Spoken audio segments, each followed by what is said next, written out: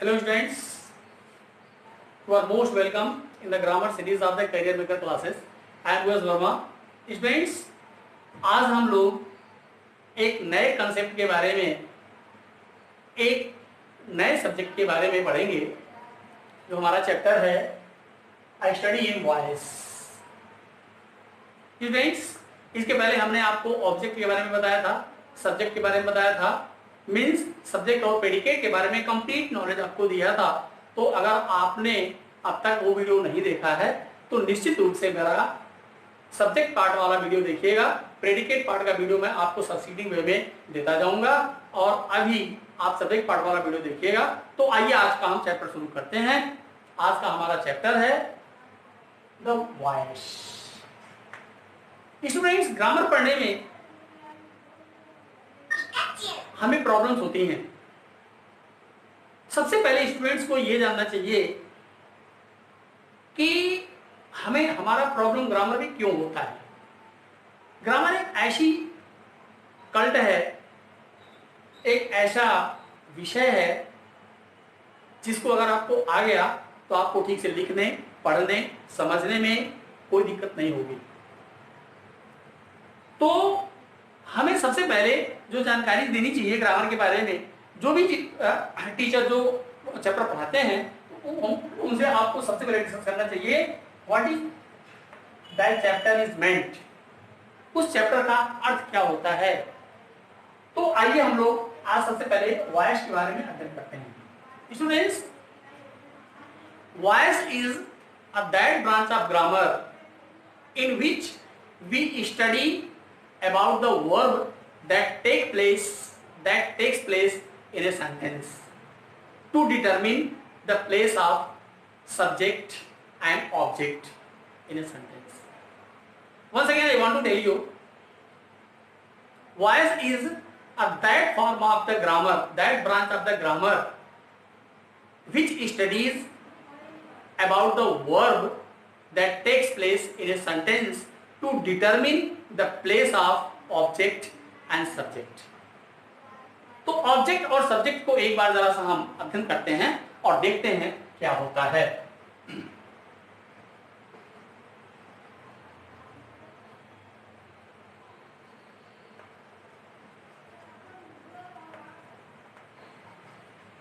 Ram reads a book. Students, अगर हम इन दोनों चीजों को अपने अकॉर्डिंग टू डेफिनेशन जो मैंने आपको दिया है कि किसी भी सेंटेंस में वर्ब जो टेक्स प्लेस करता है वो क्या करता है, दो चीजों को, सबसे पहले तो सब्जेक्ट के प्लेस को डिटरमिन करता है और ऑब्जेक्ट के प्लेस को डिटरमिन करता है। डिटरमिन मीन्स निश्चित करता है। तो हम दो चीजें हमको मिली, एक सब्जेक्ट मिला और दूसरा हमको ऑब्जेक्ट मिला। ठीक, अब हम अध्ययन करते हैं कि रीड्स हमारा वर्ब है, अर्थात ये हमारा सब्जेक्ट है, ये हमारा ऑब्जेक्ट है और ये हमारा एमवी है, मेन वर्ब है। करेक्ट। अब जहां सब्जेक्ट और ऑब्जेक्ट की डिटर्मिनेशन की बात आती है कि सब्जेक्ट और ऑब्जेक्ट को कैसे डिटरमिन किया जाएगा, कैसे उसको डिफाइन किया जाएगा या कैसे उसका प्लेस निर्धारित किया जाएगा, तो स्टूडेंट्स मैं आपको बता दूं कि एक सेंटेंस में देता हूं आपको, एकदम कंसर्निंग सेंटेंस आपको देता हूं।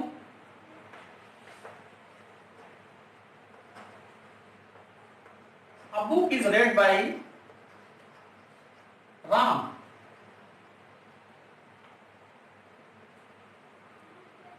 अब दो चीजें मैं आपको बताना चाहता हूं।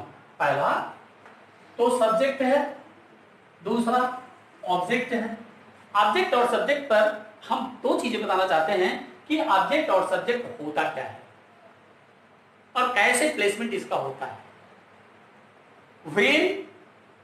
when verb emphasizes about subject, जब एक्शन यानी क्रिया, जब आपकी क्रिया सब्जेक्ट को एम्फेसाइज करती है, दबाव डालती किसी काम को करने के लिए, सब्जेक्ट के एक्शन पर दबाव डालती है, तब वह होता है एक्टिव वॉइस। तब होता है वो active voice. Any active voice होने के लिए दो शर्तें हैं। सबसे पहला शर्त तो वर्ब जो है वो सब्जेक्ट के ऊपर दबाव डालता हो। दूसरा, हमारा जो सब्जेक्ट है वो सब्जेक्ट किस रूप से एक्शन करता है, इन चीजों को देखने के बाद हम ये पता करते हैं कि ये एक्टिव वॉइस में है या नहीं। एक्टिव वॉइस में होने का सबसे पहला दावा करना कि वर्ब हमेशा सब्जेक्ट पर दबाव डाले। Emphasis, when the verb emphasises on subject then that is known as the active voice. Is it clear?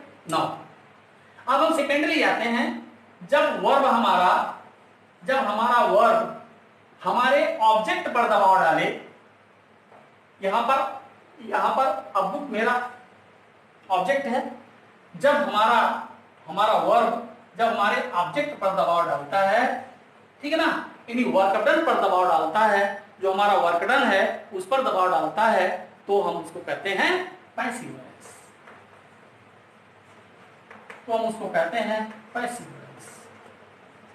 Simple सी चीज है। एक्टिव वॉइस समझना, पैसिव वॉइस समझना, लोग कहते हैं डेफिनेशन बहुत ही क्रिटिकल होता है, बहुत ही प्रॉब्लमेटिक होता है, हमको समझ में नहीं आता है, तो मैं आपको डेफिनेशन बताता हूं। Whenever verb emphasizes on subject, then that is known as the active voice. Whenever the verb emphasizes on object means work done. Object means work done. Work done means किया हुआ कार्य। किसके द्वारा किया हुआ कार्य? सब्जेक्ट के द्वारा किया हुआ कार्य। यहाँ पर सब्जेक्ट हमारा राम है। राम क्या कर रहा है? अब बुक की रीडिंग कर रहा है। एक्शन हमेशा ध्यान दीजिएगा कि जो वर्ब होता है वो हमेशा एक्टिव मोड में होता है, हमेशा एक्शन के मोड में होता है। यही डिटरमिन करता है कि ऑब्जेक्ट और सब्जेक्ट का प्लेस क्या। जैसे कि मैंने आपको परिभाषा में, वॉइस की परिभाषा में बताया मैंने, तो यहाँ पर ऑब्जेक्ट के ऊपर डिटरमिन कर रहा है, इसलिए ये सेंटेंस हमारा ऑब्जेक्ट पैसिव वॉइस में होगा। और एक चीज आप ध्यान दीजिए, मैं आपको बता दूं कि एक्टिव से पैसिव और पैसिव से एक्टिव हमेशा ट्रांजिटिव वर्ब का बनता है, ट्रांजिटिव वर्ब का ही बनता है। और अब मैं आपको बताने चल रहा हूं, 3-4 चीजें बताऊंगा आपको, जो फार्मूला होता है जहां आप कहते हैं ना कि हमको एक्टिव से पैसिव बनाने नहीं आता है, एक्टिव से पैसिव बनाने हमको नहीं आता है या हमको प्रॉब्लम होता है। तो क्या प्रॉब्लम होता है आपको, मैं आपको बता रहा हूं। प्रॉब्लम ये होता है कि किसको चेंज किया जाए, किसको ना चेंज किया जाए, एक्टिव वॉइस में कौन जाएगा, कौन पैसिव वॉइस में जाएगा, कहाँ क्या क्या लगेगा, कैसे लगेगा। तो दो चीजें एकदम कंफर्म आप समझ लीजिए। पहला तो पैसिव वॉइस में जब कभी भी वर्ब रहेगा तो हमेशा third form of the main verb में रहेगा, हमेशा अपने थर्ड फॉर्म में यूज होगा, पहला चीज। दूसरा, नए ऑब्जेक्ट के पहले, जो सब्जेक्ट हमारा ऑब्जेक्ट बनेगा जाकर के लास्ट में, नए ऑब्जेक्ट के पहले, ये नया ऑब्जेक्ट है आपका ना, ये सब्जेक्ट है, जो ये नया ऑब्जेक्ट हुआ आपका, मतलब इसके पहले हमेशा वाई नहीं रहेगी। दो चीजें, एक तो वर्ब आपका थर्ड फॉर्म में रहेगा, read red red third form में हुआ, और इसके बाद और या ऑब्जेक्ट के पहले हमेशा वाई लगा रहेगा। दो चीजें समझ में आ गई। अब हम आते हैं आपको प्रेजेंट डेफिनिट टेंस में और बताते हैं कि क्या क्या कैसे कैसे होता है। प्रेजेंट डेफिनिट बताने कैसे प्रेजेंट डेफिनिट बनेगा, और एक बार मैं इसका फार्मूला फिर बताऊंगा कि किस तरह से बनेगा, और मैं आपको फंक्शन भी दूंगा कि किस तरह से इसका चार्ट बनता है, किस तरह से फॉर्मुलेट होता है ये। तो आइए हम प्रेजेंट डेफिनिट को बताते हैं।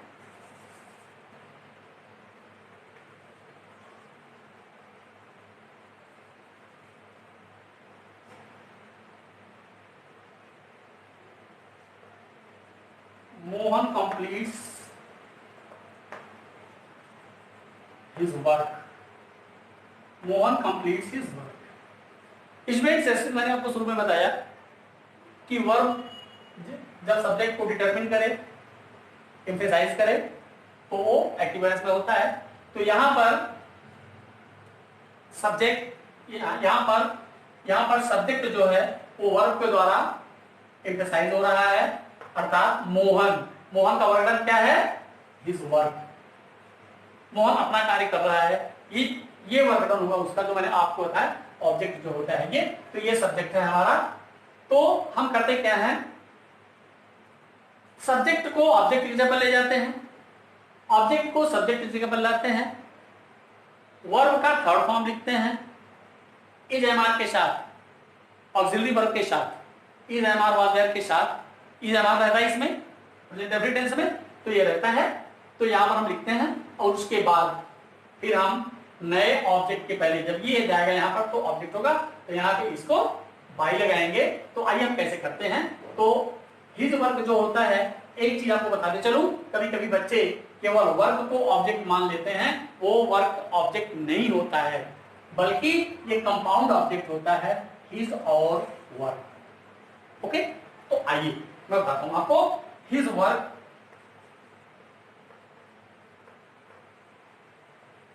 हिज वर्क हमने क्या बताया है, अगर ये सिंगुलर नंबर का है, यस या यस यहाँ पे तो इज लगेगा, प्लूरल नंबर का है तो आर लगेगा, और स्पेशली आई है तो एम लगेगा। ओके नाउ, तो ये क्या है, सिंगुलर नंबर का हिज वर्क, तो हिज वर्क इज। अब कंप्लीट्स का थर्ड फॉर्म, अब तो ये हट गया, ये पोर्शन हट गया आपका, कंप्लीट हो गया ये, तो कंप्लीट का थर्ड फॉर्म क्या होगा, कंप्लीटेड। तो his work is completed by Mohan, subject है आपका Mohan, full stop. Okay now, ये सिंपल सेंटेंसेस है, यहां पर आप डाल दीजिए simple sentences, simple sentence, correct. अब आपने देखा कि ये आपका ऑब्जेक्ट आ गया, इज एम आर आ गया, third form of the main verb आ गया, बाई आ गया, और यहां पर ऑब्जेक्ट, यहां पर सब्जेक्ट है। तो जब हम इसका फॉर्मेट करेंगे कि आप लोग कहते हैं सर फार्मूला बता दीजिए, फार्मूला कैसे होगा, object, object plus is am are, is am are में से कोई एक, इसके according to is am are plus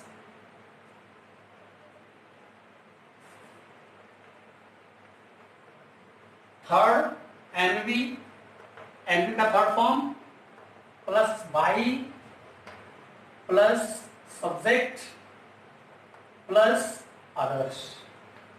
others means यदि और कुछ रहता है, यदि उस सेंटेंस में और कुछ रहता है तो वो प्रयोग होगा, उसके बारे में हम अदर्स के बारे में बाद में बताएंगे, पहले हम ये फॉर्मेट पढ़ लेते हैं उसके बाद। तो प्रेजेंट इंडेफिनिट टेंस के सिंपल सेंटेंस का फॉर्मेशन हुआ क्या, object plus is am are plus third form of the main verb plus by plus subject plus others. Okay, ये बात समझ में आपको आ गई। तो आइए हम आपको एक नेगेटिव सेंटेंस का फॉर्मेट बताते हैं, किस तरह से नेगेटिव सेंटेंस में बनता है। प्रेजेंट इंडेफिनिट का नेगेटिव सेंटेंस हम आपको बताने चल रहे हैं, नेगेटिव सेंटेंस क्या होता है।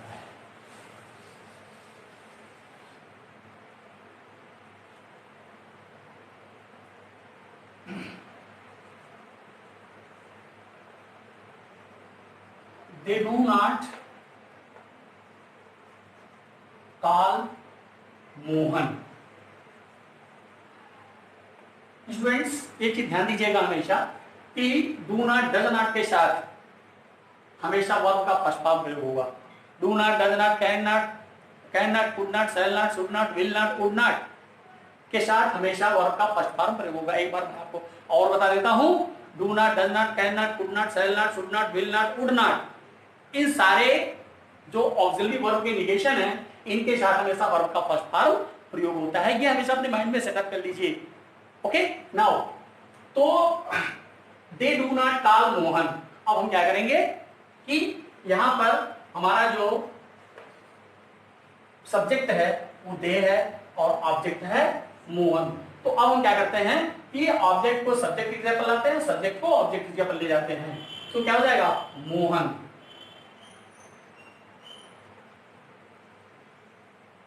Mohan.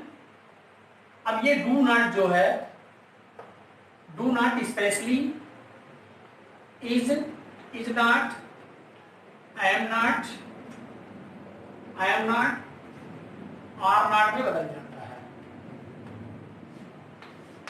Is not, am not, are not में बदल जाता है। तो क्या हो जाएगा? Mohan is not, Mohan is not. अब ये काल का थर्ड फॉर्म लाइए, called. Mohan is not called. अब बाई लगाएंगे, जैसे मैंने आपको पहले बताया कि नए ऑब्जेक्ट पहले बाई लगेगा। अब ये दे चेंज होता है, अपने सब्जेक्टिव ग्रुप में है, यहाँ पे दे सब्जेक्टिव ग्रुप में है। जब दे को ऑब्जेक्टिव ग्रुप में हम चेंज करेंगे तो देम हो जाएगा, बाई देम। अभी हम इसका फॉर्मेशन आपको बता देंगे किस तरह से बदलता है ये, इसको भी मैं बता दूंगा आपको। Mohan is not called by them, तो इसका फॉर्मूला मैं बता दूंगा आपको कि object plus is, am, are, is, am, are plus not plus third MB plus by plus subject plus others।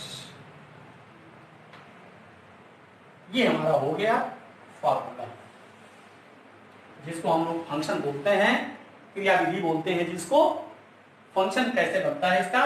पहले ऑब्जेक्ट रखेंगे, is not, I am not, are not में से कोई रखेंगे जिस इसके अकॉर्डिंग टू, जैसे यहाँ पर है दे डू नॉट है, दे के साथ डू नॉट है, उधर मोहन के साथ इज नॉट चेंज हो जाएगा जब ये, तो is not, I am not, are not plus third form of the main verb plus by plus subject plus others. ये हुआ आपका निगेटिव फॉर्मूला। अब मैं आता हूं, अब मैं आपको कन्फर्मेशनल सेंटेंस बताता हूं।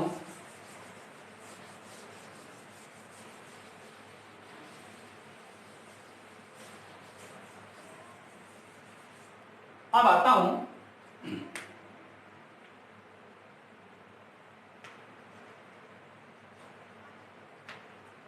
Confirmational sentence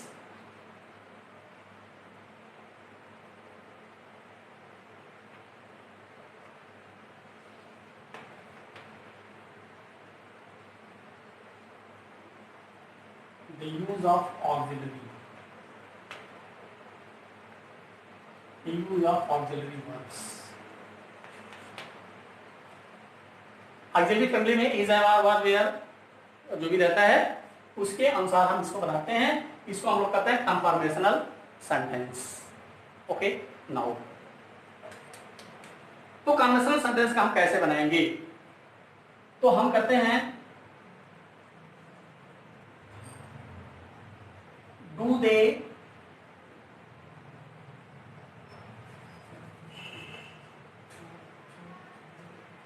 play a game, do they play a game, sign of interrogation, option production दीजिए। अब इसको स्टूडेंट्स जो हमारे फर्स्ट बेंच के स्टूडेंट्स होते हैं, जो टॉपर्स होते हैं, तो तुरंत बना लेंगे इसको। लेकिन जो हमारे बैक बेंचर्स होते हैं, जो हमारे ऐसे स्टूडेंट्स होते हैं जिनको समझ में नहीं आती है, उनके लिए मैं बताऊं, एक गेम बताऊं उनके लिए मैं। This is the grammatical game, मैं आपको बता रहा हूं, आप प्ले करके देखिए मेरे साथ। डू पर ऐसे हाथ रख दीजिए, डू है ही नहीं आपके सेंटेंस में। दे प्ले अ गेम, तो हो जाएगा a game, a game is played by them, a game is played by them. ये सेंटेंस हो गया आपका। और आपको बनाना क्या है? कन्फर्मेशनल सेंटेंस बनाना है। सिंपल इंट्रोगेटिव, जिसको हम लोग बोलते हैं simple interrogative, simple interrogative, simple interrogative हम लोग बोलते हैं इसको। तो आइए हम लोग सिंपल इंट्रोगेटिव को कैसे चेंज करेंगे। तो हमारा क्या होना चाहिए? यहाँ पर डू सबसे शुरू में है, तो इंट्रोगेटिव होना चाहिए इसको भी, तो इसको हम लोग निकाल करके बाहर कर देंगे। अर्थात हो जाएगा ये is a game played by them, is a game played by them, sign of interrogation. यहाँ पर हमने इसलिए सिंपल लगाया था क्योंकि यहाँ पर हमने डू निकाल दिया था, कहा था मैंने आपको डू निकाल दीजिए, a game is played by them, तो ये सिंपल हो गया। अब ये सिंपल यहाँ पर मैंने इसको स्मॉल इसलिए लिख दिया है क्योंकि आपके समझ में आ जाए कि यहाँ पर स्मॉल ही रहना है, कहीं इसको भी ना कैपिटल कर दीजिए, इसको भी ना कैपिटल कर दीजिए। आप दोनों कैपिटल न करने के कारण, मतलब दोनों कैपिटल में आप न कर दीजिए, इसलिए मैंने इसको यहाँ पर सिंपल में, यहाँ पर मैंने स्मॉल में लिखा है। तो ये हो गया is a game played by them, इसका फॉर्मेशन हो जाएगा is am are plus object plus third MP plus by plus subject plus others, sign of interrogation. ये आपका कंफर्मेशनल सेंटेंस हुआ, जिसको हम लोग कहते हैं कंफर्मेशनल सेंटेंस। अब हम आपको इंफॉर्मेशनल सेंटेंस बताते हैं। इंफॉर्मेशनल सेंटेंस क्या होगा? Informational sentence means the sentence which is made by WH family. What is WH family? WH family means the question words which are started by WH, that is known as the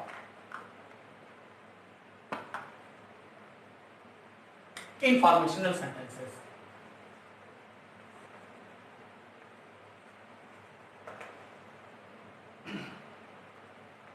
Informational sentences. Students, informational sentence is very easy one that can be transformed into the passive voice very easily if you have the passion to study with us. Now come, let us.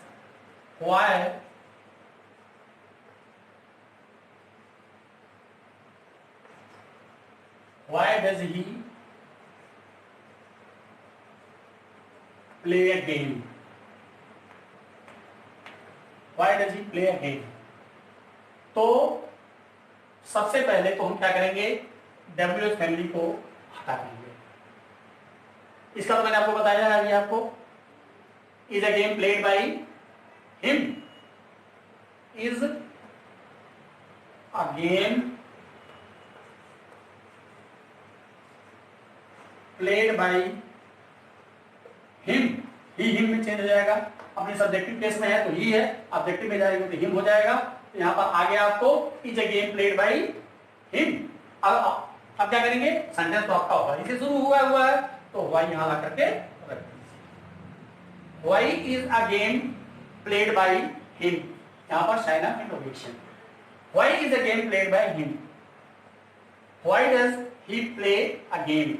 Why is the game played by him? That is confirm। तो sentence का formula हमारा बनता है why, where, when, etc.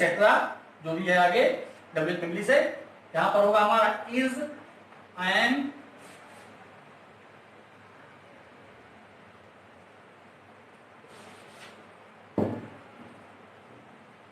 is, am, are plus object plus third NV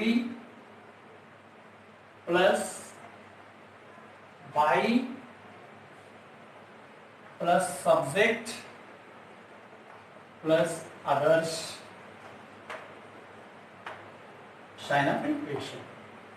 Y where when या जो भी हो, why where when whose whom with, उसका अलग से बनता है, बता दूंगा मैं आपको। Is, I am, are plus object plus third form of the main verb plus by plus subject plus others. ये हमारा हुआ कंफर्मेशनल सेंटेंस का, इंफॉर्मेशनल सेंटेंस का हुआ। आपने कंफर्मेशन देखा, मैं आपको कंफर्मेशन और इंफॉर्मेशन में डिफरेंस बता देना चाहता हूं। The sentence which begins with auxiliary verb that is called the conformational sentence. The sentence which begins with why, where, when, whose, whom, which, what means WH only, that is known as informational sentence. Informational sentence means WH. Begins with WH, that is known as the informational sentence. तो students, ये रहा हमारा आज का क्या, आज का जो हमारा रहा ये इंडेफिनिट का रहा, और अब मैं आपको पास्ट इंडेफिनिट का बताने चल रहा हूं कि पास्ट इंडेफिनिट कैसे बनेगा. ओके, नाउ तो ये रहा हमारा इंडेफिनिट सेक्शन. अब पास्ट का नहीं, मैं कंटिन्यूअस का बता दूंगा आपको जल्दी जल्दी.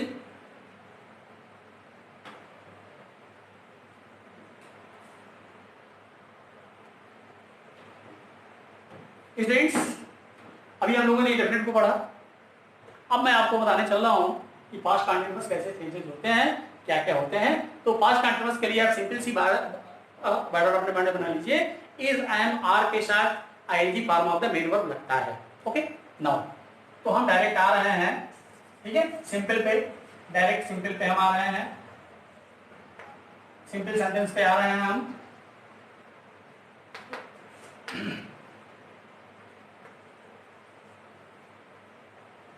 Mohan is doing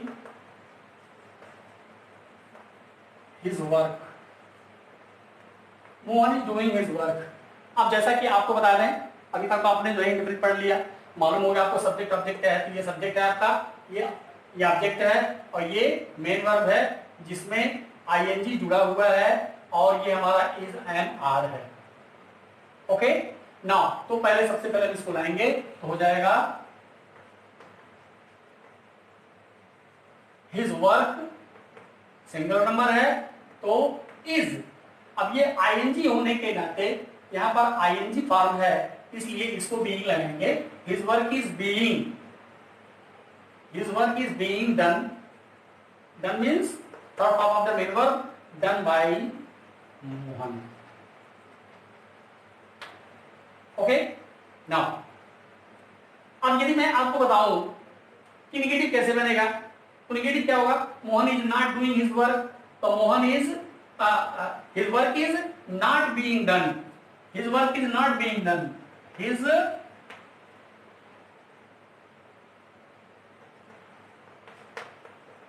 His work is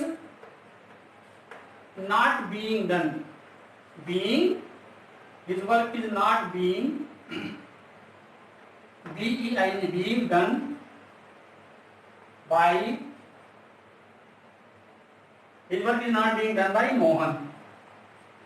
तो हम निगेटिव और सिंपल का फंक्शन एक में बता दे रहे हैं आपको. हो जाएगा यहां पे ऑब्जेक्ट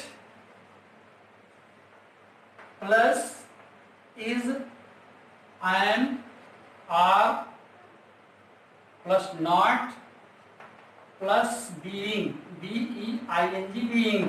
ध्यान दीजिएगा प्रेजेंट कॉन्टिन्यूअस में बीइंग लगता है, इज आईएनजी फॉर्म के नाते.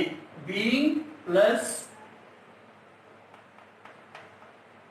Third MV plus by plus subject plus others.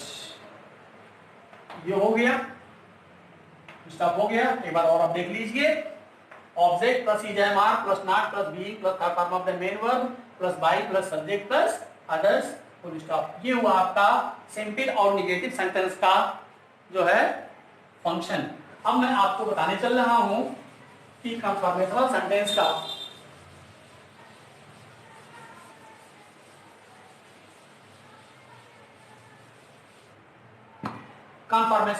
कैसे बनाएंगे हम लोग.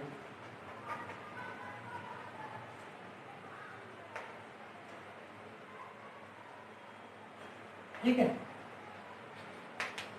Conformational sentence means is, am, are से जो सेंटेंस शुरू होते हैं उनको हम लोग कंफर्मेशनल सेंटेंस कहते हैं. तो हो जाएगा is Mohan is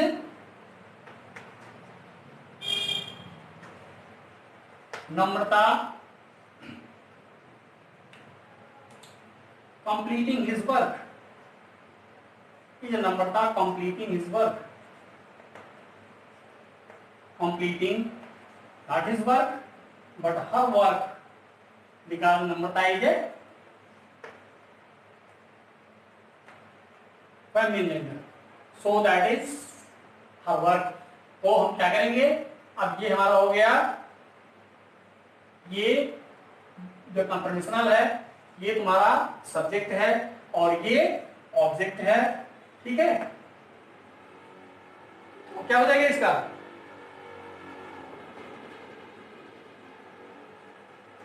is her work being completed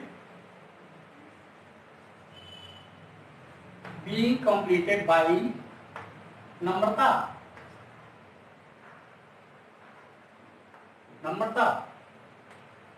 Okay, now second condition, is her work being completed by Namrata? Answer होगा is an or object plus being plus third form MB plus by plus subject plus others.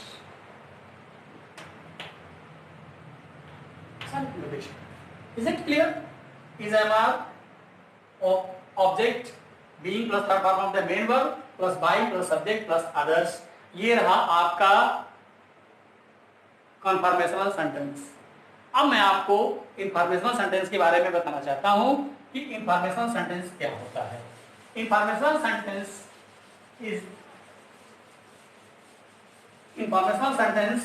Is that sentence which begins with the question word like why, where, when. Okay, now just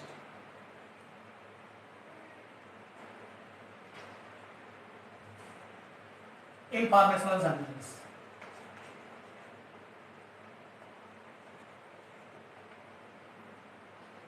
Informational sentence.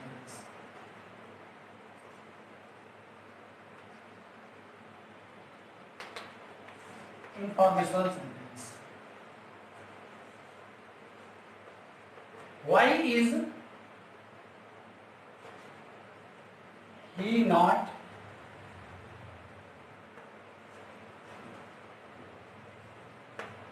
calling his teacher? His teacher. तो students, हम सीधी सादी बात आपसे बोलते हैं कि आप जब कभी भी इस तरह के क्वेश्चंस करने हो आपको, तो आप स्ट्रेट फॉरवर्ड होकर के काम करिए। वाई बता दीजिए, जैसे मैंने आपको पहले बताया था, is he, why is he calling his teacher. Okay,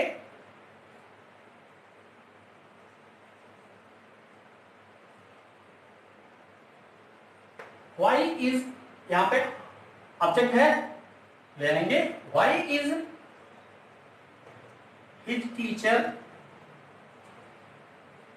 why is his teacher, I N G है यहां पे, why is his teacher being called by he subject है आपका, तो ही साइन ऑफ इंटरोगेशन। फंक्शन जब बनाएंगे हम इसका तो बनेगा why, where, when, is and are plus object plus being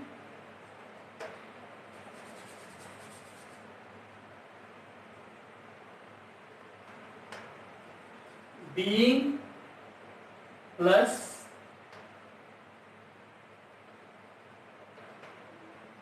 third MV plus by plus subject plus others plus ये रहा आपका conformational sentence. Okay, now this is completed. Any problem at all? If that is negative, if that is negative, then you have to change your things in the same phases, like that. Why is his teacher not being completed by, not being called by him? So why, where, when? Why is his teacher not being called by, not being plus third form of the main verb plus by plus this one. You can solve these questions like this. Okay, every question, if you have any problem, then call me or comment me in my comment box. Therefore, thereafter I will release all your problems. Whatever the problems will be there with you. Okay, now ये video आपको कैसा लगा? Like करिएगा. यदि नए हमारे viewers होंगे तो सब्सक्राइब करेंगे. बेल आइकन दबाना मत भूलिएगा, जिससे कि हमारा वीडियो अपडेट आपके पास हमेशा पहुंचता रहे. और शेयर करिएगा इसको. ओके, कमेंट बॉक्स में जाकर के यदि आपको कोई प्रॉब्लम होगा तो कमेंट बॉक्स में जाकर के आप निश्चित रूप से कमेंट करिएगा. ये वीडियो आपको कैसा लगा ये जरूर मुझको बताइएगा, जिससे अगला वीडियो मैं आपको इसका वॉइस का जो अगला पार्ट है मैं आपको दूंगा. और मेरा वीडियो देखते रहिएगा. लास्ट में मैं आपको स्पेशल वीडियो बना के दूंगा कि किस किस ऑब्जेक्ट या सब्जेक्ट के पहले बाई नहीं लगता है. ऐसे कौन से सब्जेक्ट हैं, ऐसे कौन से वर्ब्स हैं जिनके साथ बाई नहीं लगता है. तो ये चीज आप देखते रहिएगा. Thank you very much being with us, watching my video and being with us. Thank you very much.